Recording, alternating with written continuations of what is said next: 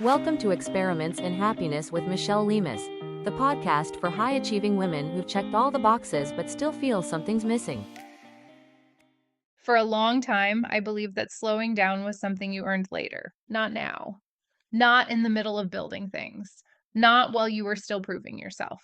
Later, after you'd established momentum, after you'd made yourself indispensable, after you'd crossed some invisible finish line that no one ever clearly defined, but everyone seemed to be racing toward anyway.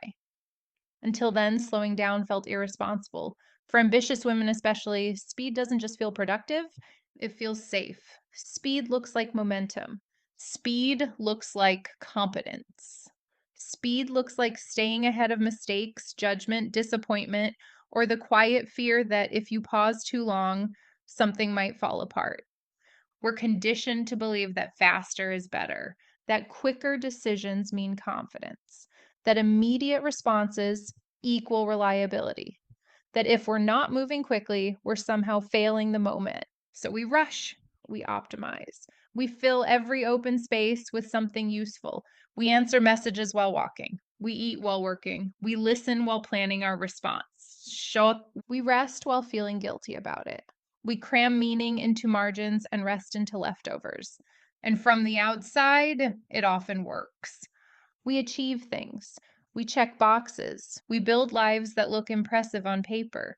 We become known as capable, dependable, driven, the one who gets things done. But somewhere along the way, something subtle starts to thin out. Life doesn't feel wrong. It just doesn't feel rich. Moments pass without landing. Conversations blur together. Success feels flatter than you expected it to. You hit goals and immediately move the goalpost. You finally sit down and don't know how to relax. You tell yourself you'll enjoy things later, celebrate later, rest later, but later keeps moving. And that constant forward motion starts to cost you something you can't quite name. Not in a dramatic, everything is falling apart way, in a quiet, persistent way. Speed gets applause. Fast decisions, fast growth, fast wins. Speed looks decisive. It looks confident. It looks like someone who knows where they're going. Depth, on the other hand, is quieter. Depth doesn't announce itself. It doesn't show up as a dramatic before and after. It doesn't perform well on highlight reels. Depth doesn't rush to prove anything. Depth asks you to stay longer than what's comfortable, to sit inside moments instead of racing past them, to feel instead of bypass, to build instead of chase. And if you're someone who's capable, driven, and used to excelling, that can feel deeply uncomfortable because slowing down doesn't just feel inefficient, it can feel like losing your edge. It can feel like wasting potential. It can feel like letting people down. It can feel like you're not doing enough, even when you're exhausted. But here's the reframe that changed everything for me. Slowing down isn't the absence of ambition, it's ambition with intention. What rarely gets talked about is the hidden cost of moving too fast. Speed has a way of disconnecting us from ourselves. We make decisions quickly, but not consciously. We say yes reflexively, not intentionally. We achieve goals, but don't feel fulfilled by them. We move on to the next thing before we've even arrived in the present one.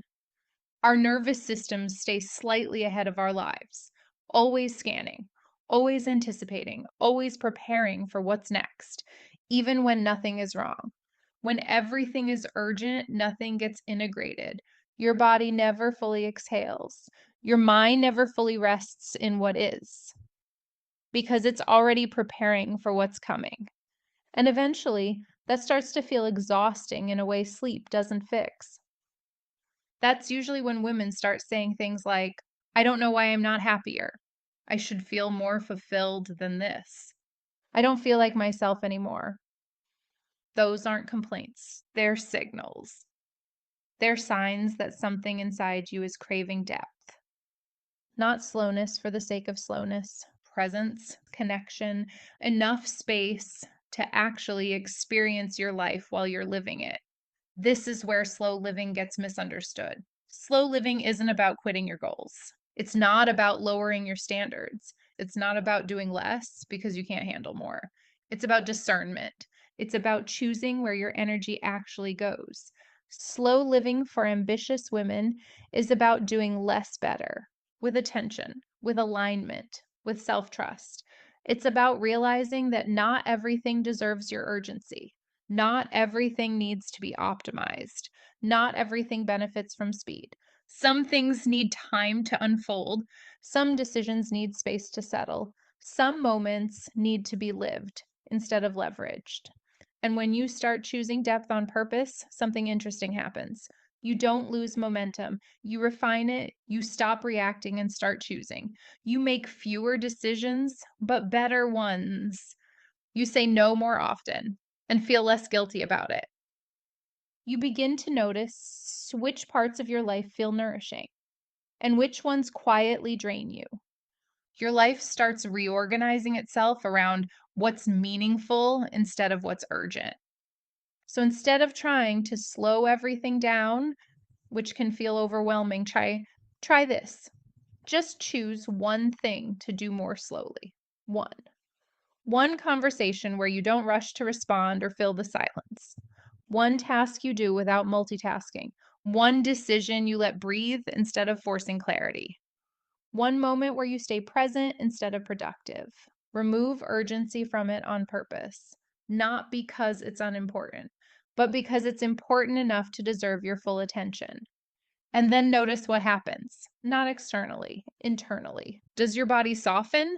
Does your breathing change? Does your mind quiet, even slightly? Do you feel more grounded, more connected, more like yourself?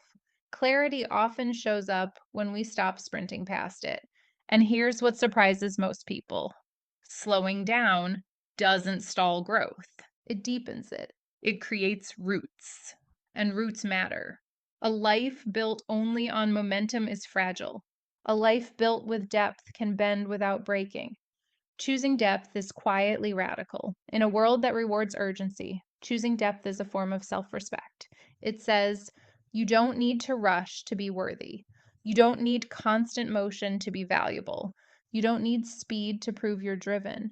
You're allowed to move at the pace of what actually matters. And when you do, life starts to feel fuller again, richer, more textured, more satisfying. Not because you slowed everything down, but because you finally gave yourself enough space to arrive. That's not falling behind. That's choosing a life that feels as good on the inside as it looks on paper. And that kind of happiness, that's not found in speed. It's found in depth, slowly, intentionally, on your own terms. Thanks for listening to Experiments in Happiness. You can find more tools and resources at experimentsinhappiness.com.